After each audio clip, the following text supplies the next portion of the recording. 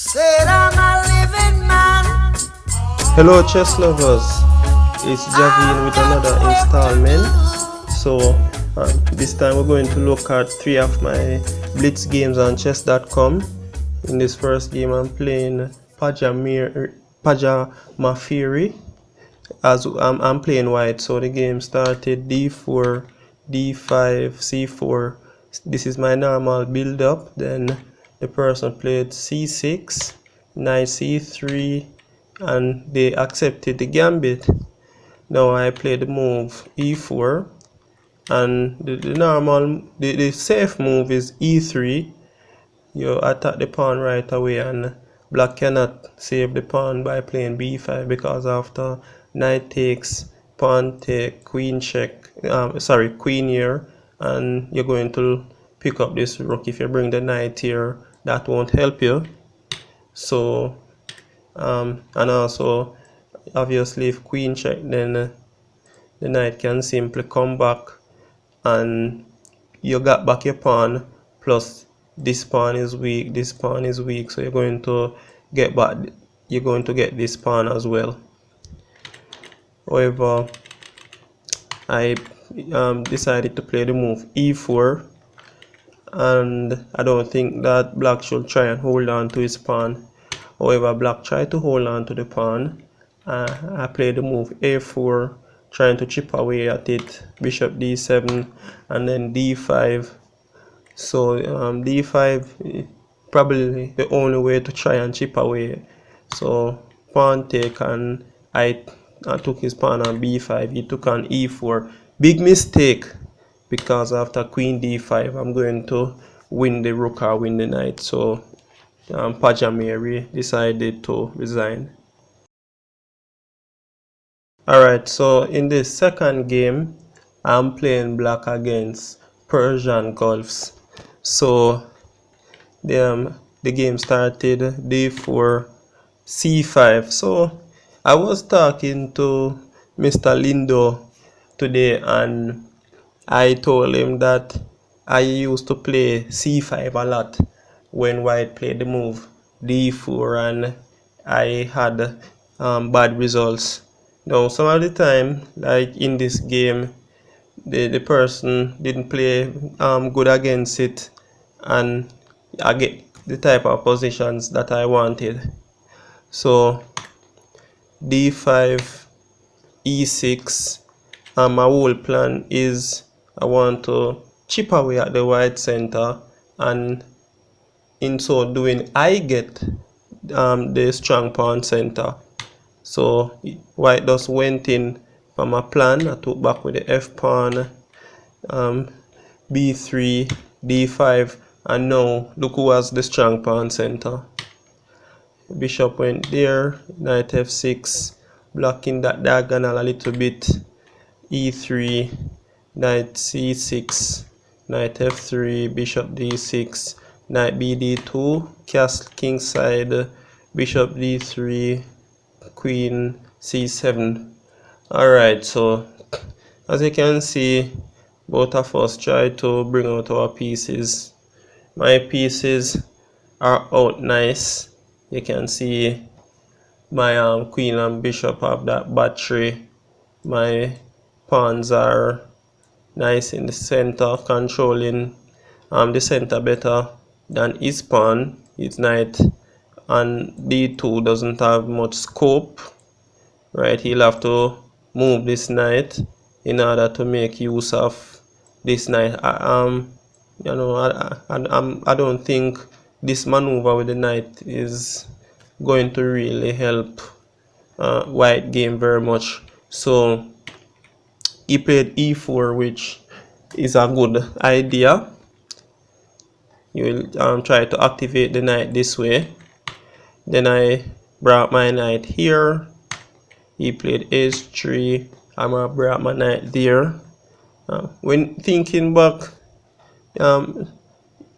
considering that he had problems with these two knights running into each other, probably this maneuver that I did is not very good, because after knight take, now this knight is well coordinated. So he castle, Then I brought my queen there. He play f4. I took the bishop, good for me. Pawn take, bishop take, winning a pawn. And then he took my pawn, I took back, and he played that blunder, and I took. As I said, it's a blitz game.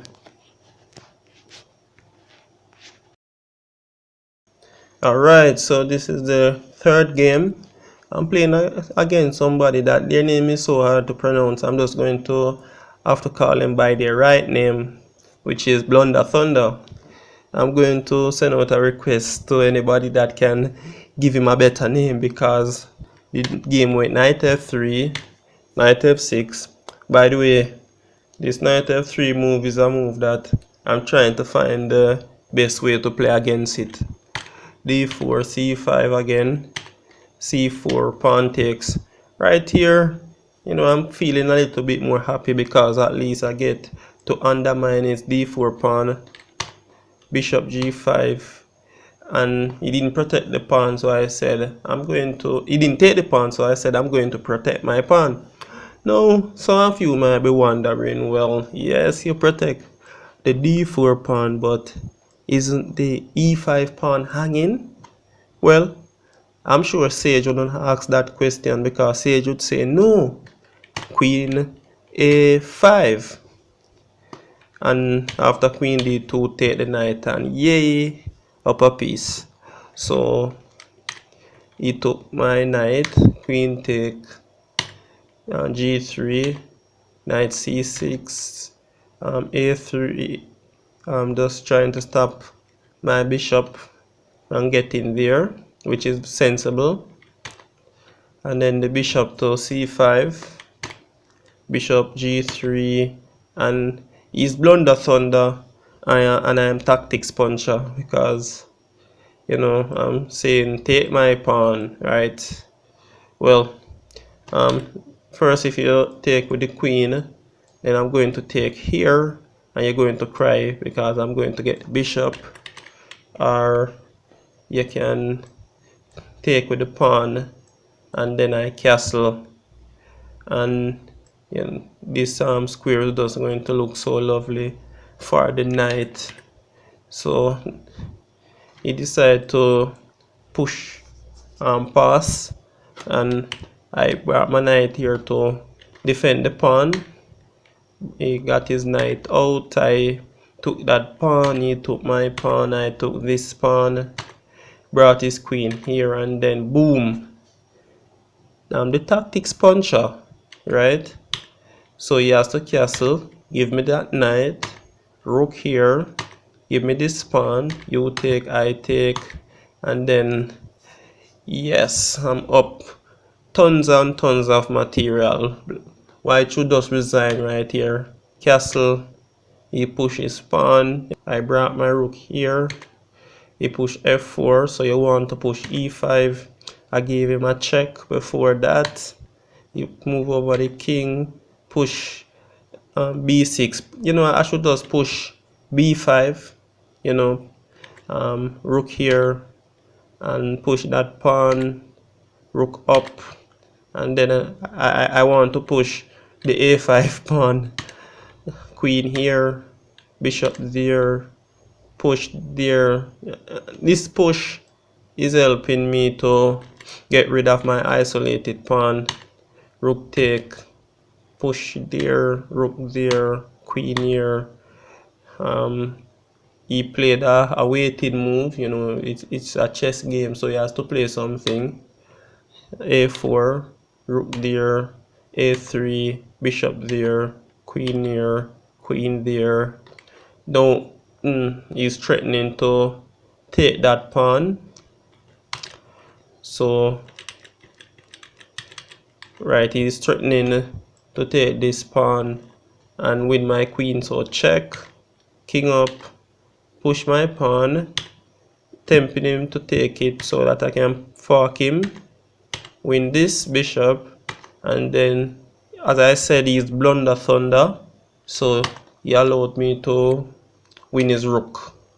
And after push, I take, and notice the rook is now defended. And right here, if he had enough,